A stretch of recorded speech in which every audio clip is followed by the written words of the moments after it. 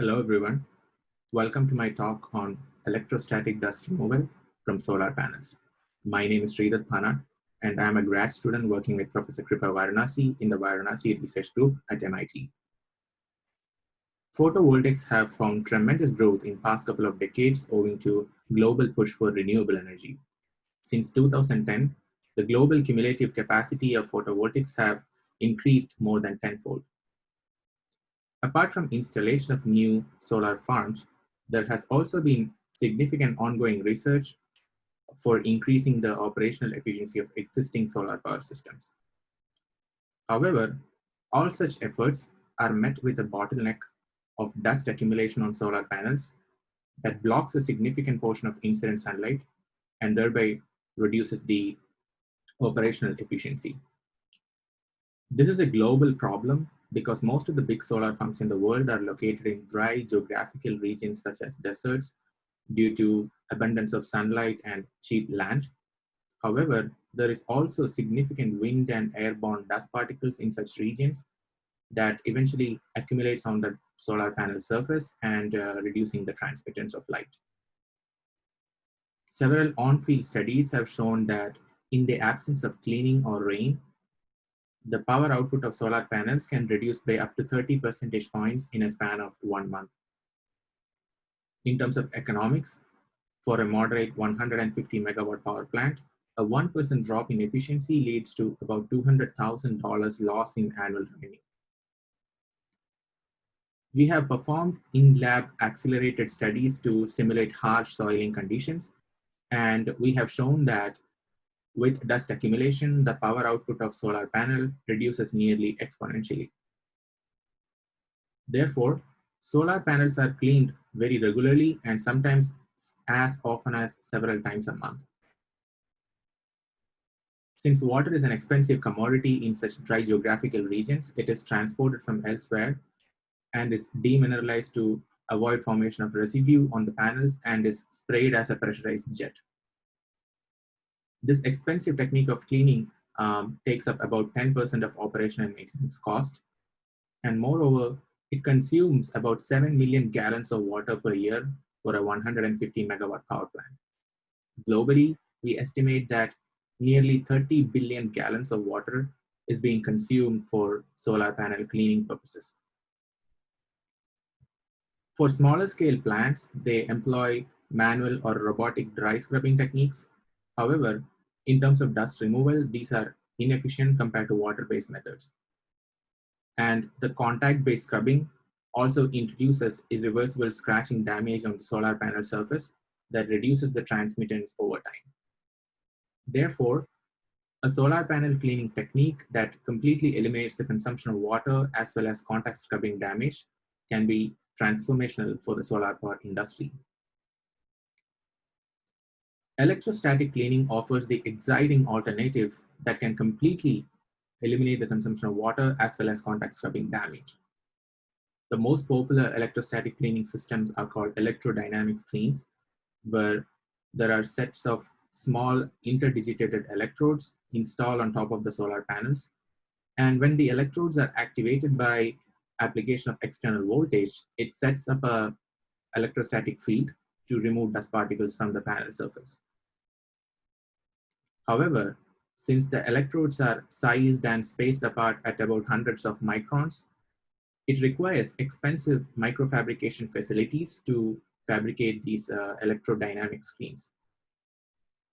And moreover, the thin dielectric film that is installed on top of the electrodes to avoid contact electrical shorting of electrodes have finite permeability to moisture, and thus moisture slowly permeates through the dielectric layer to eventually electrically short the electrodes.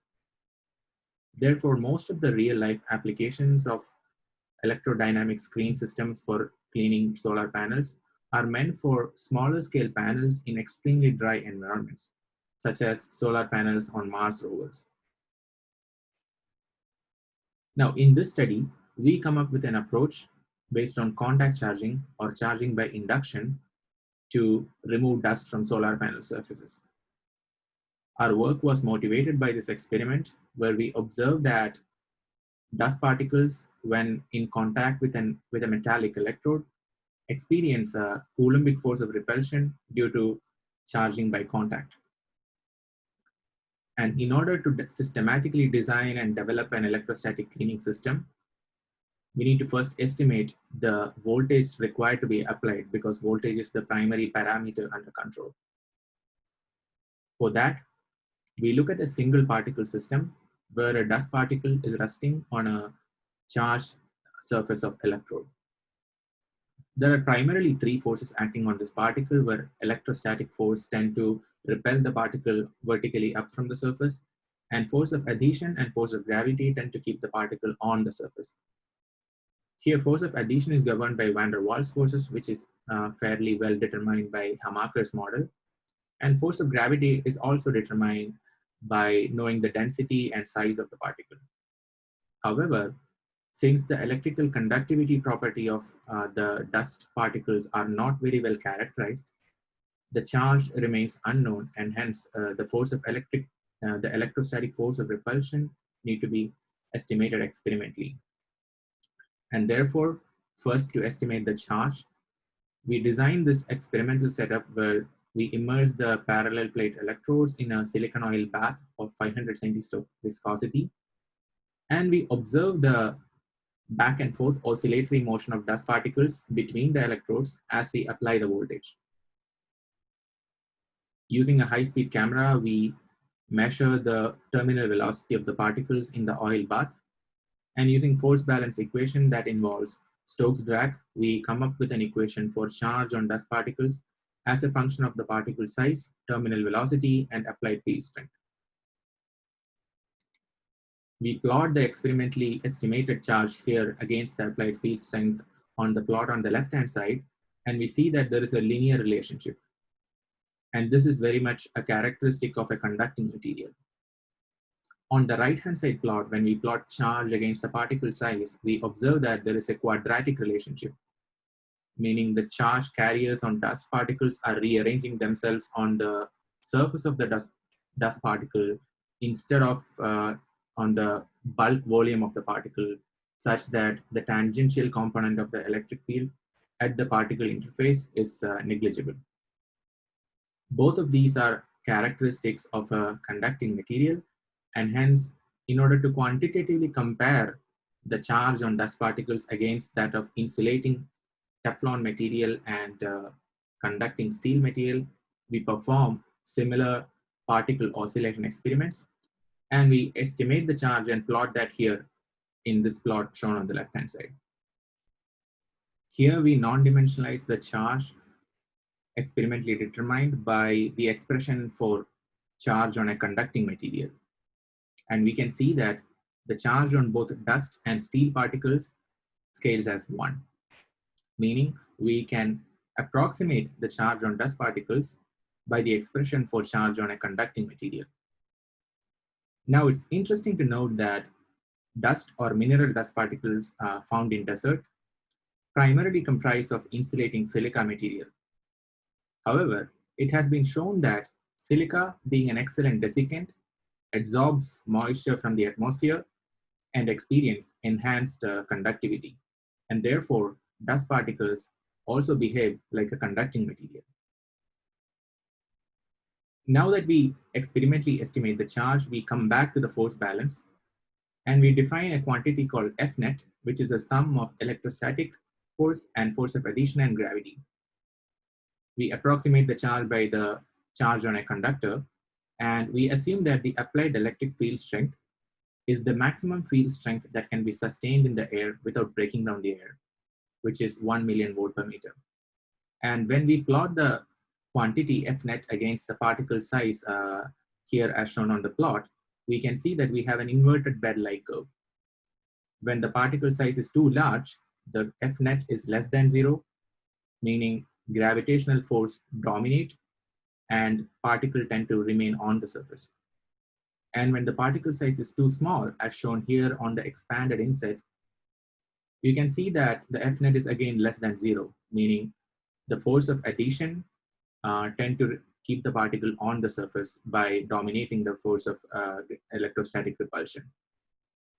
And there is a window of particle sizes where we can expect that electrostatic force will completely dominate the force of adhesion and gravity to repel particles off from the surface.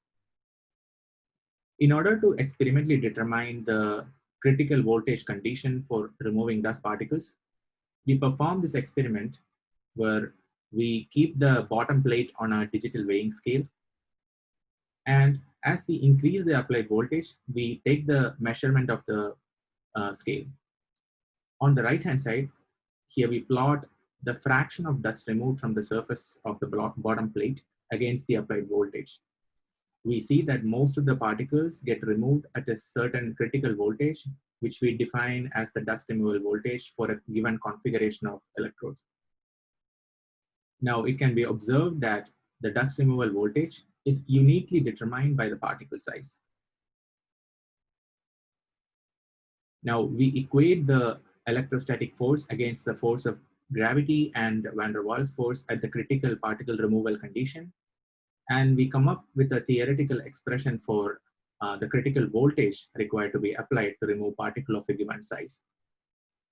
Using this expression for voltage, we non-dimensionalize the x-axis of the previous plot to obtain a non-dimensional parameter, which we denote as V star. And we can see here that all the curves collapse onto a single non-dimensional curve. And we also see that the condition V star equal to 1 defines the non-dimensional criteria for electrostatic dust removal process. So we can see here that our simple model based on force balance captures the essential physics of electrostatic dust removal process. We discussed how adsorption of moisture enhances the conductivity of dust particles. And therefore, we expect the fluctuations in relative humidity to affect the electrostatic dust removal. Since the humidity fluctuates based on the time of the day and season of the year, we perform this humidity control experiment where we vary the relative humidity between 10% and 95%. And we observe the dust removal and quantify it based on the percentage area of the surface of the electrode covered by dust particles after the application of voltage. We see that so long as the humidity is greater than certain threshold value, dust particles are completely removed off from the surface. And as humidity becomes extremely low, we see that due to insufficient charging, the dust particles tend to remain on the surface of the electrode. In a desert setting where humidity fluctuates, usually the humidity tends to be high during the nighttime and low in the day. So we can make use of the enhanced humidity during the night to switch on the activation mechanism for the voltage for our solar panel cleaner as part of a daily cleaning cycle to remove dust particles from the solar panels. Finally, we translate our system to develop a solar panel cleaning mechanism where we convert the top surface of a lab scale solar panel into a transparent conductive material by coating aluminum zinc oxide, which acts as the bottom electrode. For top electrode, since we cannot have a stationary plate because it will cause shading, we have a moving plate which is controlled by a stepper motor mechanism. And as shown here in this video, when we switch on the voltage, dust particles are completely repelled off from the solar panel surface. We measure the power output of the panel before and after removing the dust particles for several particle sizes. And we see that we can recover most of the power output that is lost due to dust accumulation. For certain dust particle sizes, we see that up to 95% of the lost power output can be recovered. Currently, we are in the process of translating our mechanism into a full-scale model based on our patent-pending technology. And we'll be beginning field studies by having our model deployed in a small-scale farm. Before concluding, I would like to thank MIT Energy Initiative, as well as our sponsors, E&I. Thank you very much for listening. Thank you for your time.